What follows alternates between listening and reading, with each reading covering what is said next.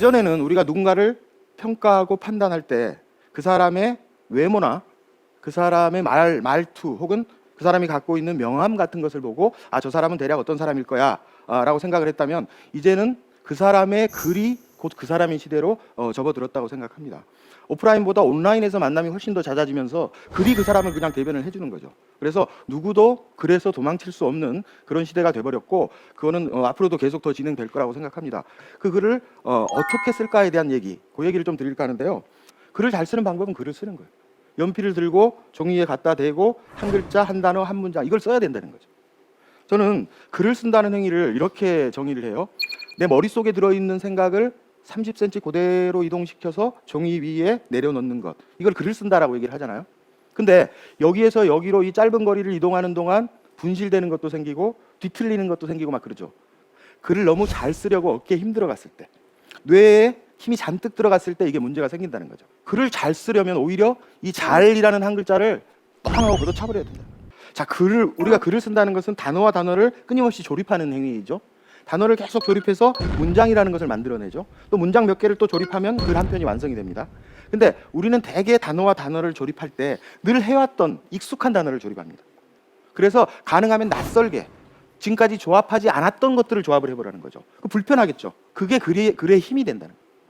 로미오와 줄리엣이 붙으면 하나도 불편하지가 않아요. 근데 로미오와 성춘향을 딱 붙이면 저거 뭐지 하면서 이렇게 보게 된다는 거죠. 아름다운 고리대금업자 이렇게 붙이면 사람들이 뭐지 하면서 본다는 거죠. 불편하잖아요. 아름다움과 고리대금업자를 붙인 사람은 아직까지는 없었던 것 같으니까 이게 대체 뭔 얘기지 하면서 시선이 간다는 거죠. 이게 불편함의 힘이라는 거죠. 박찬욱 감독 영화 중에 친절한 금자씨라는 영화가 있었죠. 그 이영애가 주인공으로 나옵니다. 그 영화에서 이영애 대사 혹시 지금 기억하시는 분 계세요? 너나 잘하세요. 너나 잘하세요. 근데 만약 이 대사가 너나 잘하세요가 아니라 너나 잘해 였으면 아마 기억 못했을 거예요. 당신이나 잘하세요 였으면 역시 기억하지 못했을 겁니다. 너나라는 낮춤말과 잘하세요라는 높임말의 불편한 조합이 이 한마디의 힘이었을 거라니. 대한민국 헌법 제1조 1항 뭐죠? 대한민국은 민주공화국이다. 이 한 문장이 헌법을 통틀어서 가장 중요한 문장일 거예요.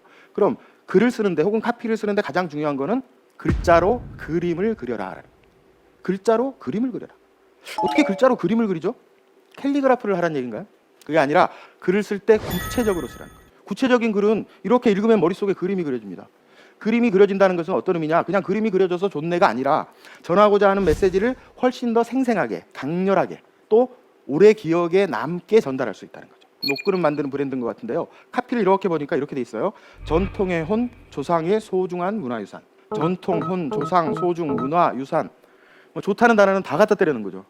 근데 이것들이 대부분 굉장히 어려운 개념어들이에요. 머릿속에 그림 그려지기가 도무지 힘든 것들이죠. 자, 저런 단어들을 다 쓰지 않고 아주 구체적이면서 머릿속에 그림이 그려지게 하는 카피, 이런 게 가능할 것 같아요. 오늘은 황희정승과 겸상입니다. 그림 굉장히 쉽게 그려지죠. 형용사나 부사 같은 수식어가 어지럽게 돌아다니지 않고 문장의 중심을 명사가 꽉 잡아주고 있다. 내가 10문장짜리 글을 쓰면 10문장 전체가 10개의 그림을 그리기는 어려울 거예요. 근데 그중에 한두 문장이라도 굉장히 구체적인 그림을 그려주는 문장이 그 안에 들어있으면 글 전체의 힘이 그 두 문장 때문에 달라진다는 거예요. 모든 글은 제목과 본문이 있죠. 근데 대개 제목은 짧고 본문은 어느 정도 양이 됩니다. 근데 본문을 광고 카피에서는 몸통 글이라고 해서 바디 카피라고 해요. 그래서 바디 카피 쓰는 법, 본문을 쓸 때는 연필을 내려놓는다.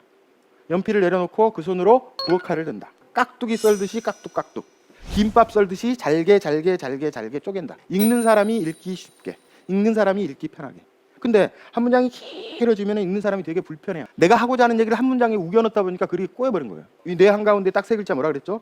구체성, 이 세 글자를 각인시켜 놓으라 그랬는데 바로 아래에 약간 작은 글씨로 부엌칼, 요거 같이 세트로 각인을 시켜놓고 내일부터 글 쓸 때 구체성 부엌칼, 구체성 부엌칼, 요거 두 개를 신경 쓰면서 써보세요. 의미도 없고 재미도 없는 걸 누가 읽어주겠어요? 이게 두 개를 절묘하게 비벼서 잘 글 하나에 잘 담으면 정말 좋겠죠. 의미도 있는데 재미도 있는 글, 이게 최고겠죠. 근데 이 둘 다 붙들기 힘들면은 이 둘 중에 하나라도 잡아야 합니다. 사람들은 의미 있는 글보다 재미있는 글을 조금 더 좋아합니다. 의미가 3, 4면은 재미가 한 7, 6, 7 정도는 될 것 같아요. 그래서 글을 쓰는 사람이 재미를 놓친다 그러면 글 쓰는 즐거움의 절반 이상을 놔버리는 거죠. 재미는 글쓰기 굉장히 중요한 겁니다. 글 하나를 가져와 봤어요. 오징어라는 글인데요. 평생 물에 젖어 살아온 오징어가 마른 안주의 대표가 되다니. 대단하지 않습니까? 불가능은 없다라는 것을 오징어가 증거해주고 있는데요. 오늘 제가 처음 강연 모두에 이런 말씀을 드렸습니다. 중요한 게 뭐냐? 양이다. 글 쓰는 양이다라고 얘기했어요. 그래서 양을 계속 늘리면 그게 질로 바뀐다. 그런 확신을 가져도 된다라고 했는데 또 사람 말을 또 잘 못 믿잖아요. 양을 늘렸는데 글이 금방금방 안 느는 것 같아서 스트레스를 받는 사람도 틀림없이 있을 거예요. 근데 스트레스 받을 필요가 없는 게 나만 그런 게 아니라는 거죠. 여기 대부분이 그렇다는 얘기죠. 근데 그걸 의심하지 말고 계속 가라. 그래도 자꾸 의심이 들면 오징어를 떠올리세요. 그럼 갑자기 그래 나도 할 수 있어.